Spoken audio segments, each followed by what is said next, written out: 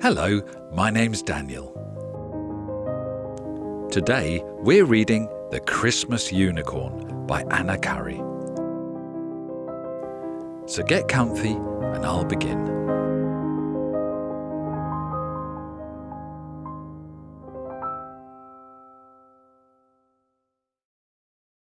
There now, Millie, said Mum, tucking her in and giving her a good-night kiss. Don't look so gloomy. Poor Grandpa would be lonely at Christmas if we didn't come to stay, and Dad will be here just as soon as he can. So good night and sleep tight. But Millie didn't sleep tight. She knelt at the end of her bed and gazed over the moonlit snowy fields to the forest beyond. From the shadow of the trees, an owl, a fox, and a unicorn looked out. The little town that usually twinkled away quietly at night was now ablaze with pink, purple, red, yellow, and blue lights. They flashed and danced and sparkled.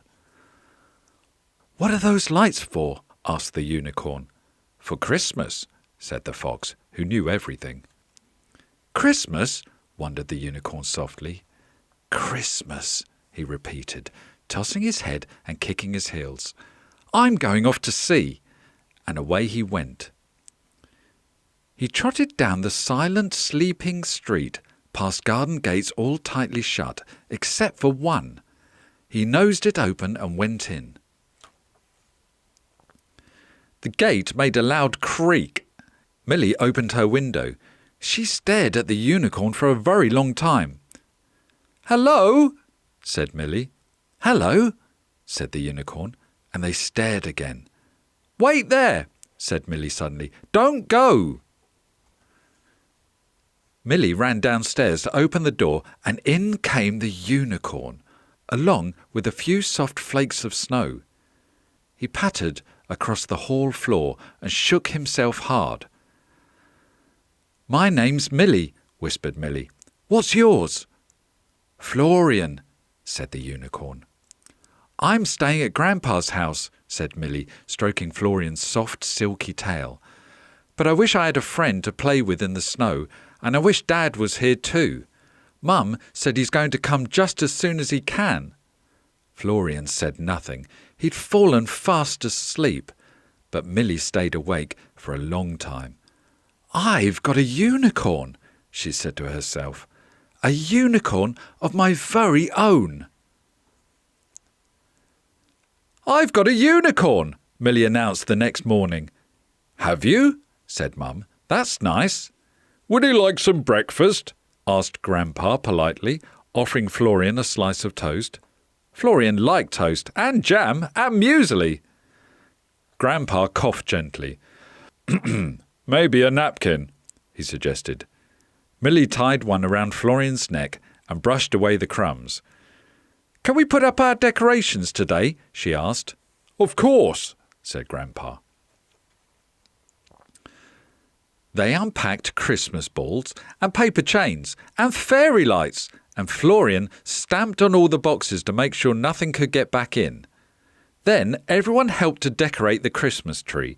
Florian sniffed at the branches and couldn't help nibbling them a little bit. "Oh," said Millie, "Florian has chewed the star." "That won't do at all," said Grandpa. "I think we should go to the Christmas market to buy a new one."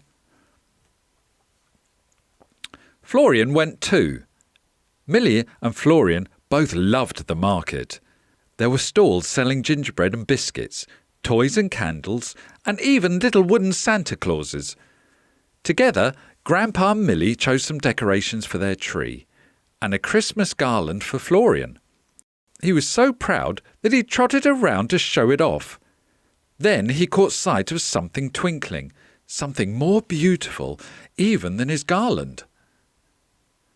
Millie and Grandpa didn't notice Florian was missing until they stopped for a mug of cocoa. "I thought he was right behind us," wailed Millie. "Don't worry," said Grandpa. "I'm sure we'll find him." But they called and called and there was no answer. Millie ran down the alleys and looked between the stalls. and Grandpa puffed along after her. "Florian! Florian!" yelled Milly, and she ran to the middle of the market square. In front of her was the biggest Christmas tree she'd ever seen. It was covered in sparkling, coloured lights, and at the foot of it, munching the soft, sweet hay, was Florian. "Oh, Florian, I thought you'd gone," cried Milly, hugging him tight. A little girl in plaits came over. "He's lovely," she said. "Is he yours?" "Yes," said Milly. "He's my Christmas unicorn. Would you like to stroke his nose?" "Sophie," called the little girl's mother. "It's getting late. We should go home." "Where do you live?" asked Milly.